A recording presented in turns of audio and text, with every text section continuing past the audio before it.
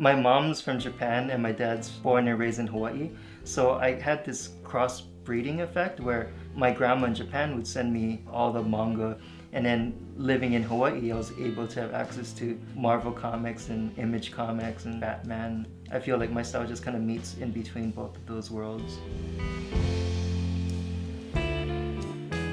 I start my work with just drawing, and then I scan it into the computer, color it, and maybe do some adjustments in Photoshop.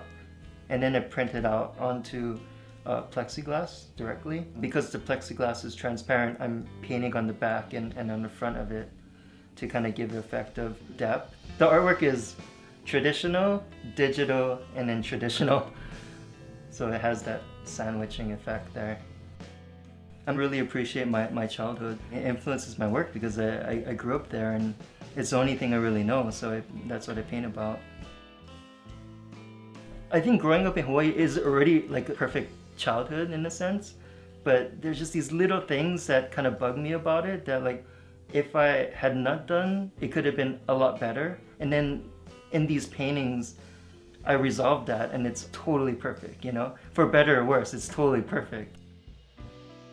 A lot of the characters are very vibrant. When I draw the characters, I can imagine how, you know, my friends were and dressing up in that same clothes and that same, like, you know, fashion from the 90s. And so that part is very vivid to me, how to remember how all those little details, and friendship bracelets and stuff like that.